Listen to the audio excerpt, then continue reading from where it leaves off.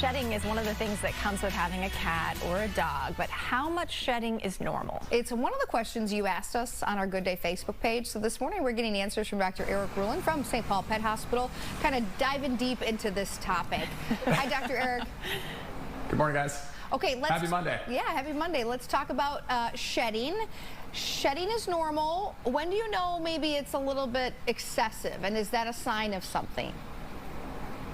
You know, this is a great question, you guys. I get this asked from my clients all the time because they think that their dog is excessively shedding, and it's right. It's like, well, what is normal and how much is too much, and when do we know? And it's kind of important to know and realize that a lot of dogs will go through kind of two phases of shedding, depending on their hair coat. I guess I'll back up a little bit. You know, we've evolved, and not necessarily evolved, but we've bred dogs from wolves into, you know, what Ren is looking like here, with very different hair coats, all for different purposes and all for different utilitarian reasons. If you had a dog that was, say, going to be outside all the time in the elements, you probably want a thicker hair coat, and a dog that was inside, it was not seemed as clean, or it wasn't as easy to maintain a dog that had a long hair coat if you're going to be inside all the time. So all of our dogs kind of were bred for certain functions, and their hair coat was a functionality of that. So most dogs will go through their primary shedding. If they have two coats or a double coat, they'll shed usually in about from somewhere between late June and the first week of August. You'll notice a lot of dogs this time of year have very, very thin hair coats because their hair follicles are responding. Thanks, Ren. They're responding to temperature, and so they're starting to shed out. So what's a sign that it's too much? Normally, you guys, you can look on the lateral flank of a dog. If they're starting to lose hair in these areas along the sides, a lot of times dogs will shed. They'll lose a lot of their hair along their bellies down here and the inside of their legs and the inside of their forearms here. But if a dog is losing hair over their side of their flank or over their dorsum or over their top line, that's pretty abnormal for them to be losing that. Another thing to look for too is if it's patchy. If the dog is losing hair in patches and it's not symmetrical, that's usually a sign that there's a problem. So what causes that hair loss, that kind of irregular hair loss? So irregular hair loss can be caused by a lot of things, you guys.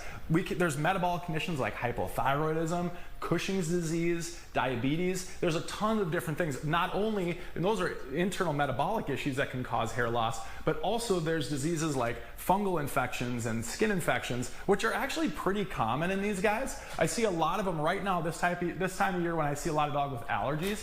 They're coming in because they're losing they're losing hair in certain spots and in patches because there's actually a skin infection in there. And again, you'll notice that. You'll notice like red, kind of if the skin in that area is also red and the dog is losing hair in that particular area, that's a sign that that's got to be looked at. Okay, you mentioned dog. Similar things to watch out for cats?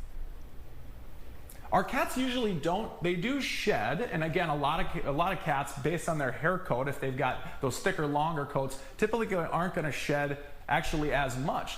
Cats with a shorter hair coat are usually shedding more regularly, but cats with a longer hair coat actually don't really shed that much fur as often. And to go back to dogs, like a dog like Ren with a really, really short hair coat, she will shed her fur sort of all the time, and dependent on the temperature, she will put on a little bit more. Her hair coat will grow a little bit more depending on how cold it is outside. I remember one time I sent my dog to a trainer down in southern Minnesota, and she normally stayed, you know, in my house all the time. Well, the barn that she was staying in with all the other dogs was about 20 degrees cooler. And when I looked at her, over the course of 1 month, her hair had grown a ½ an inch, and she looked like a burly, bearded, like lumberjack. And it happens really fast. It happens really quickly.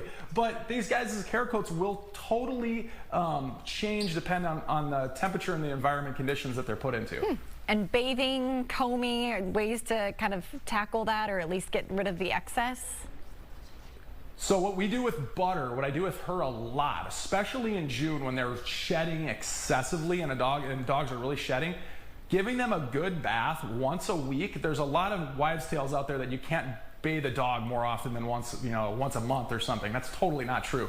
Once a week works really good. And I actually like to I actually go to a groomer, which Butter loves it. But we'll go into the blow drying room, and blow drying out that fur really helps blow dry. Ren's done with me by now.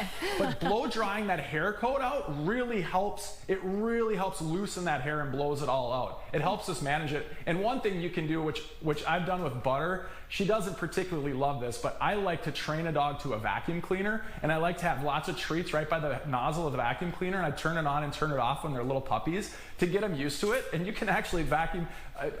Butter doesn't particularly love this exercise, but I do vacuum her probably once a week. I wonder why she doesn't like it, Dr. Eric. I wonder. I don't know if you've ever put your hair in the like, you know, the suck and cut things. Like, yeah. I think like I actually kind of like it. Oh boy! All right, do not try this at home. I just feel like maybe there we should put a little asterisk disclaimer. Dr. Eric, thank you as always. We appreciate it. Yeah. For pet parenting advice, head to stpaulpet.com.